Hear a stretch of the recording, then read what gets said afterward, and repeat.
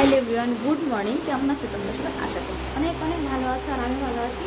আজকে এখন থেকে ব্লগটা কন্টিনিউ করছি। তো দেখো, সকাল সকাল উঠে আমি স্নান টান করে পুজো টুজো দিয়ে দিয়েছি। পুজো পুরো কমপ্লিট হয়ে গেছে, ঠাকুরকে পুজো দিয়ে দিলাম। ঠাকুরকে পুজো দিয়ে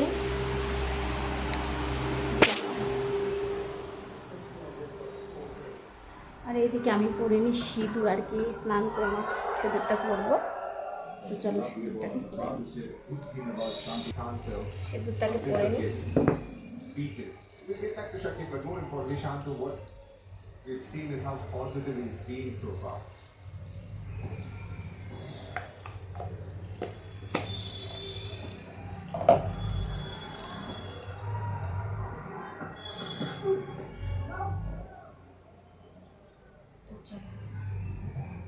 And now getting to Shakti will hassle. চলে এসছে এখন রান্নাঘরে। তো এই যে ফাইনালি চলে এসেছি রান্নাঘরে এসে এখন রান্না বসিয়ে দিয়েছি। তো এখানে বসালাম আলু আর গাটি সেদ্ধ করে নিয়েছি, আর এখানে বসিয়ে দিয়েছি ভাত। চালটা ভিজিয়ে রেখেছি আর কি। তো আলু গাটি দিয়ে মাছ দিয়ে তরকারি করব, আর বাটা মাছ। চলো মাছটা বের করে নিয়ে আসি ফ্রিজ থেকে।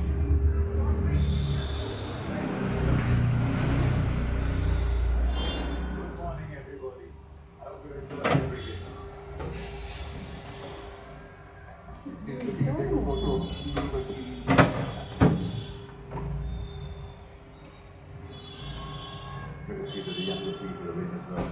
And the message of this match for you. বাবু সারাক্ষণ শুধু ফ্রিজ দেবো, একা একাই কী যে করে, বাড়াবে কমাবে, যা ওর কাজ।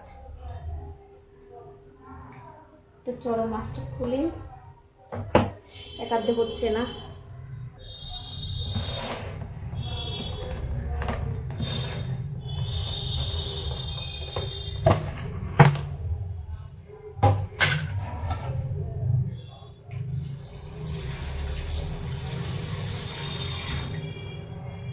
জল দিয়ে রাখলাম, আর ও শক্ত হয়ে গেছে, বড় জমে গেছে।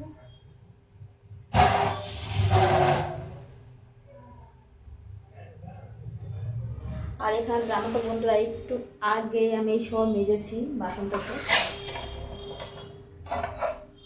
পুরো এটা কালো হয়ে গেছিল, এটা অবস্থা খারাপ হয়ে গেছিল। সবগুলোকে মেজে নিয়েছি, আর এইটা এদিকে রান্না করব,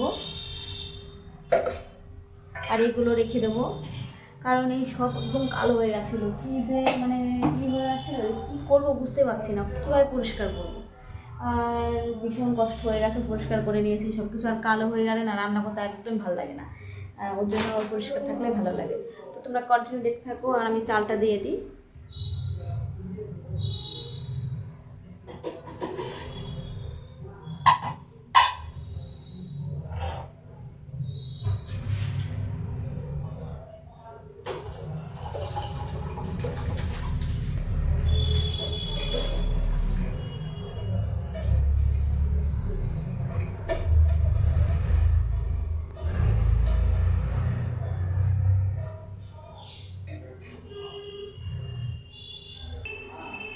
খোসাটা ছাড়াই, তো কন্টিনিউ দেখতে থাকো।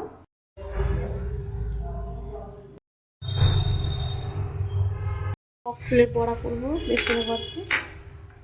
তো হ্যালো বন্ধুরা, এখন এই বকফুলের খোসাগুলো আমি মানে ভেতরে একটা করে এরকমই থাকে শক্ত মতন, এই ফুলটা ভেতরকার ফেলে দিতে হয় আর কি। তো সেটা আমি ফেলে দিচ্ছি, আর সবগুলো এইভাবে বেছে নেবো আর কি। তো কেউ কেউ ইচ্ছা করলে সবুজটাও ফেলে দিতে পারে, কিন্তু আমি সবুজটা রেখে দিলাম, অসুবিধা হয় না। তো তারপরে যে কড়াইতে তেল দিয়ে দিলাম, আর তেলটার মধ্যে একটু জল ছিল মতো, ওর জন্য একটু মানে ছিটে ছিটে আসছিলো এমন আর কি। তো তারপর এখন আমি ওই যে মানে বকফুলের বড়াগুলো ভেজে নিচ্ছি আর কি, একটা একটা করে দিয়ে। তো বকফুলের বড়া সবাই পছন্দ করে আশা করি, আর সব সময় এটা পাওয়া যায় না এখানে। মানে এক একটা পিস নিয়েছে তোমার 2 টাকা করে পিস, সেখানে থাওকা করে তোমার দাদাভাই নিয়ে এসছে বাজার থেকে। উনি এসব ভীষণ পছন্দ করে, মানে মাংস টাংস এসব অত পছন্দ করে না, এসব পছন্দ করে একটু বড়া, তারপর মানে একদম সাদামাটা খাবার সেটাই উনি পছন্দ করে। আর সেগুলোই নিয়ে আসে, একটু শাক পাতা বেশি নিয়ে আসে, যেহেতু উনি ওগুলো পছন্দ করে ওর জন্য ওইগুলোই নিয়ে আসতে চায় বেশি। আমাদের জন্য নিয়ে আসে যেগুলো আমরা খাই টাই, কিন্তু মানে যেগুলো অসুবিধা না হয়।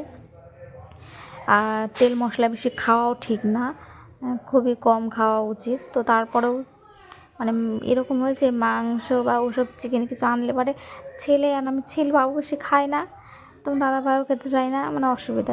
কেমন বললে কেউ আসলে আনবা, তারপর মাঝে মধ্যে নিয়ে আসে, অল্প অল্প করে রান্না করি। আর এই যে বকফুলটা একটা সাইড হয়ে গেছে, তো এইটা এখন উল্টে নিচ্ছি।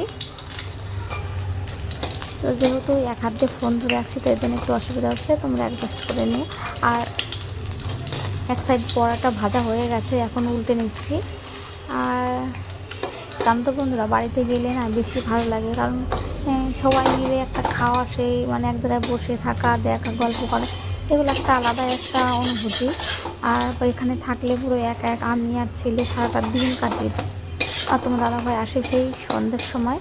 আর এখন তো কী হচ্ছে, মানে জল টল বাড়ছে, এদিক ওদিকে ভীষণ জল বেড়ে যাচ্ছে। আর মানুষকে তো খুব সতর্ক হয়েও করতে, মানে সবসময় ওইদিকে খুবই ওনার এত প্রেশার বেড়ে গেছে যে পদ্মার ওই সাইডে খুবই জল বেড়ে গেছে, ওই জন্য মাঝে মধ্যেই ভিজিটে যেতে হচ্ছে। মানে প্রায় সবসময় ওইগুলো নিয়ে ব্যস্ত, অফিসের কাজ আবার ওদিকে ট্যাকেল দিতে হচ্ছে, কারণ যেহেতু উনি রিলিফের দায়িত্বে আছে আর কি। তারপর এদিকে দেখতে পাচ্ছ মাছের ঝোলটা আমার হয়ে গেছে। আর উনি একবারই খেয়ে যায়, ওর জন্য আমি করি কি, দাদা ভাইয়ের জন্য যখন আসে তখন গরম গরমই রান্না করার চেষ্টা করি। তারপরে এই যে ফাইনালি রান্না বান্না হয়ে গেছে, এখন খাওয়া দাওয়া সারবো। মাছ ভাজা, বকফুল ভাজা আর মাছের তরকারি। তো এই ছিল আজকের মেনুতে।